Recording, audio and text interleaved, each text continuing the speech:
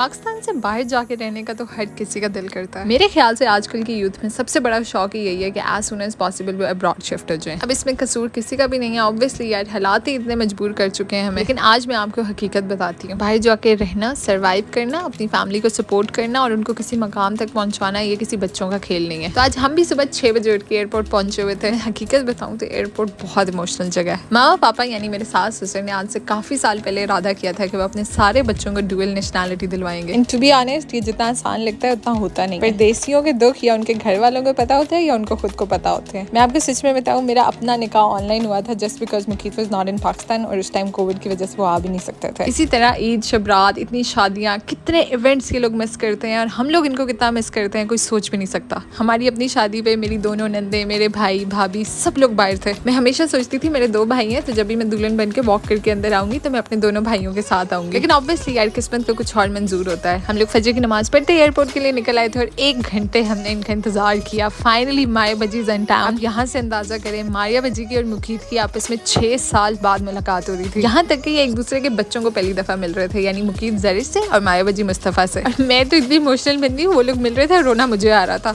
हम लोग सब मामा पापा को बोलते हैं कि आप लोग बहुत मजबूत हैं, आप लोगों ने बहुत हिम्मत से अपने 4 बच्चे एक एक करके बाहर भेज दिए। आप यकीन करें, जब आपका एक बच्चा भी बाहर चला जाता है ना तो आप यूँ समझे कि आपके जिस्म का एक हिस्सा, आपका एक टुकड़ा दूर हो गया। अब लोग सोचते हैं जी अपने शौक से गए हैं, ये गए हैं, वो गए हैं। ऑब्वियसली शौक भी होता है लेकिन कुछ मजबूरियां भी होती हैं, कुछ नसीब आपके लिखे होते हैं, कुछ दाना पानी होता है। मुझे ऐसा लगता है, मेरी अम्मा हमेशा सबको बोलती रहती थी कि मैं तो हमारा का रिश्ता शहर से बाहर नहीं करूंगी, और आप यकीन करें उन्होंने मुल्क से बाहर कर दिया। अब सोच के भी ना मेरा दिल ऐसे फौरन भर आता है कि कैसे मेरी अम्मा ने शुरू के 6 महीने सर्वाइव किया था। एक दफा वो पीछे से मेरे ससुराल आई और मामा ने कहा कि आपको हमारा का कमरा दिखाती हूँ ना, तो वो उठने से पहले ही उन्होंने रोना स्टार्ट कर दिया। हम लोगों को गजरे बहुत पसंद है। हम लोग जब भी किसी का वेलकम करते हैं ना, कोई नई बहू आए, कोई बाहर से आ रहा हो, जब मैं आई थी मेरी सास मेरे लिए भी लाई थी, तो हम लोग सबको जो है ना गजरे लाजमन पहनाते। मामा पापा को ज्यादा शौक था तो अब वो ट्रेंड मैंने भी आगे चला दिया। छोटा सा लड़का फुफ्फो के आते ही रोने लग गया था और शुक्र है फिर थोड़ा सा बाद में जरा फ्रेश हो गया और इन दोनों की आपस में अच्छी फ्रेंडशिप भी हो गई है, तो वी आर क्वाइट हैप्पी। दोपहर के खाने में मैंने यखनी पुलाव बनाया था और मैंने सबकी मिन्नतें करी थी कि उठो डाइनिंग टेबल पे बैठते हैं। उन्होंने कहा नहीं हम तो इधर ही खाएंगे इसी वाले कमरे में। मैंने कहा सही देसी बने हुए हम बने हुए क्या हैं।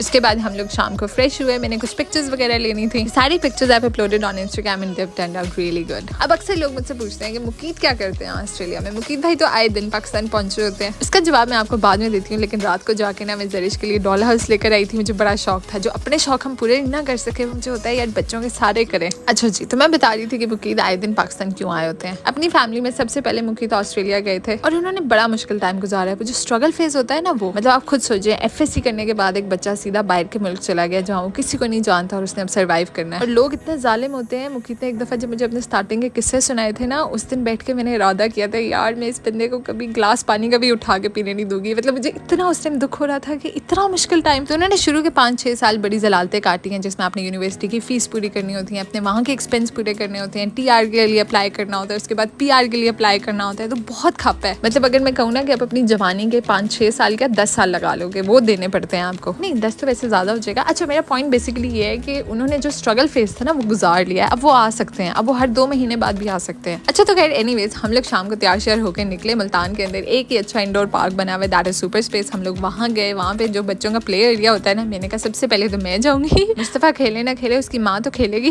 और यहाँ पीछे मुकीत मुझे आवाजें दे रहे थे चीटिंग। हम लोग सुपर स्पेस ये सोच के गए थे कि चलो ना इंडोर पार्क है, क्योंकि बाहर आजकल मौसम बहुत ज्यादा गर्म हुआ पड़ा है, तो कम से कम अंदर AC चल रहे होंगे। और उन लोगों ने AC बंद किए हुए थे, ऐसे गर्मी में रुल के आ गए। फिर वहाँ पे ऑब्वियसली ट्रैम्पोलिन भी था एंड यू गाइस नो मी। जरिश का ऑब्वियसली फर्स्ट डे था पाकिस्तान में, तो वो थोड़ी सी रिजर्व हुई थी, लेकिन आहिस्ता आहिस्ता करके फ्रैंकनेस बढ़ रही थी। ऑस्ट्रेलिया में ना वहाँ पे लोगों ने बहुत ज्यादा अपने घरों के बाहर ट्रैम्पोलिन्स लगाए होते हैं और मैं जब मैं देखती होती थी ना वहाँ, तो मैं सोचती थी मैंने लाजमन अपने घर में ये लगाना है।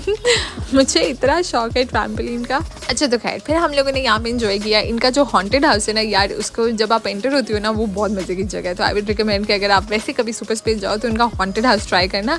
It's kind of fun. मैं तो पता नहीं किन ध्यानों में घूम रही थी, मैंने लिटरली चीख मार दी यहाँ पे।